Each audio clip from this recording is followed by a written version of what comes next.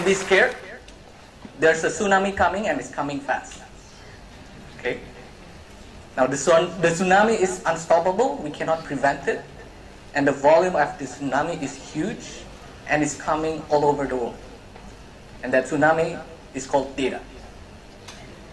Now in this era, it's actually becoming important for us to ensure that we have enough capacity to import and put all of this data into the machine that we're going to process insights from this data that we collect.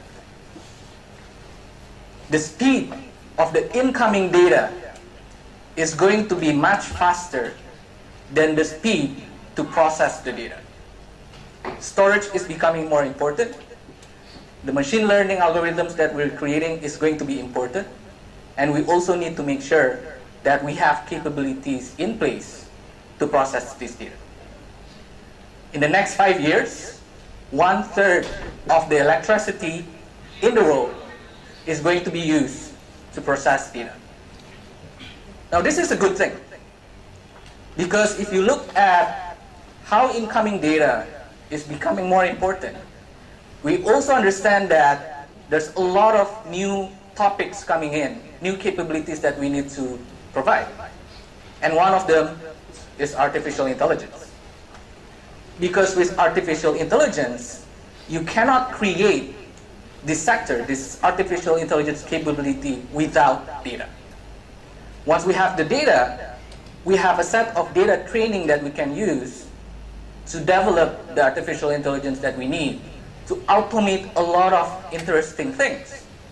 One of them is how we can actually do real-time decision making from the data that we collect. How are we able to actually automate things that are quite cumbersome and is something that is more operational and automate it to our benefit. So the tsunami is actually a good thing. The question is, how can we leverage that tsunami? These are companies that are well known to be in the elite group of companies that are able to leverage data effectively. These are the so-called winners in their industries. These are the so-called disruptors in their industries. Amazon, Uber, they are the unicorns or the decacorns of the world, because they're able to leverage the data that they collect from their users and then enable that to their benefit into their business. And that is why they're winning in the industries. And these are companies that are founded not more than 10 years, aside from Amazon, of course. But Uber has only been operational for 5-6 years. But they are right now winning and disrupting the industry. So these are the facts that we know about data. But then I want you to realize that we actually have an issue related to data collection.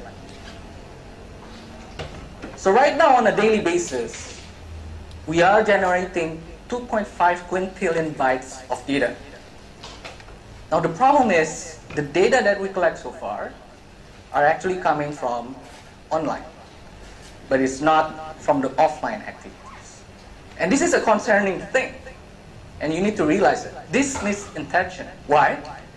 Because 99% of activities is happening offline. Yes? It is something that is quite ironic, because if we are doing a lot of activities in the offline channels, but then those activities are not recorded effectively, that means that all of the data that we collect only contribute 1% of the total activities that we do on a daily basis. So let me share with you why this is happening. And coming from a consumer goods practitioner, I used to work for a company for 9 years that is working in the industry called consumer goods. So the manufacturers of products, the products that they use, that you use on a daily basis, so let's call the manufacturers the brands. So they tend to distribute their products to retailers. So these are intermediaries. At the same time, they also need to build awareness of their products using media channels.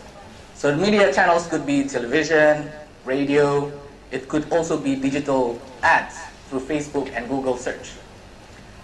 Now, with that in mind, that means that there is no direct interaction between the brands and the shoppers or the consumers. So the brands don't know what's going on with the shoppers and consumers. They are blind.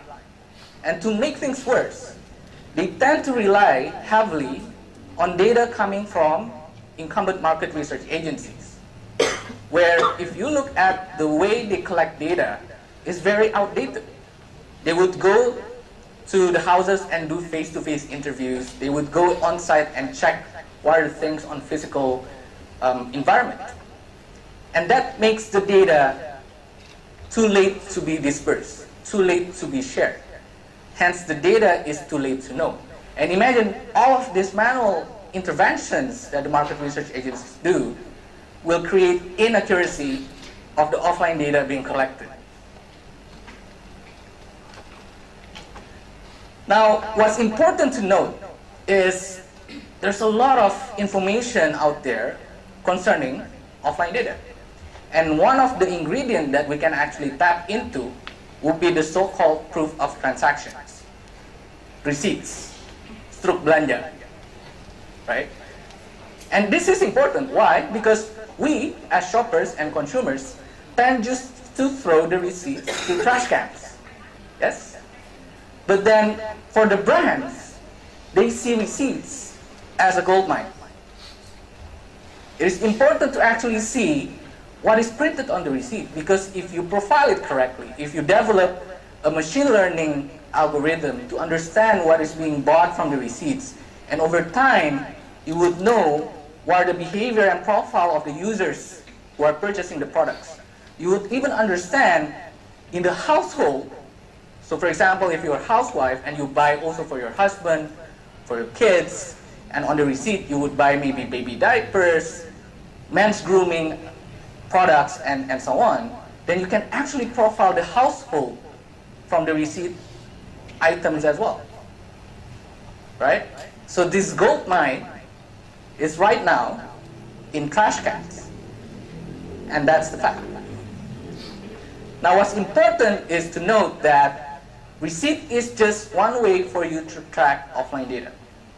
And there's a lot of innovations that we can actually create by looking into the fundamental of offline purchases.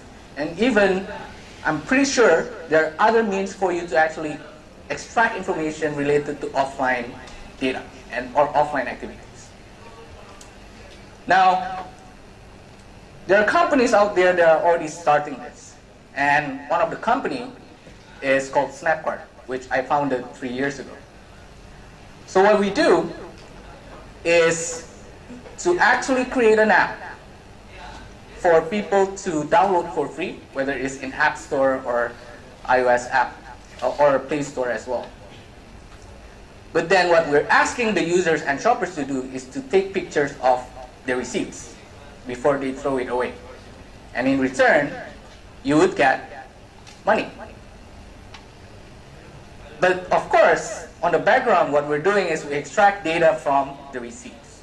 So then we're able to share information that we gather from the receipts collected by our users, and then sell that data to brands.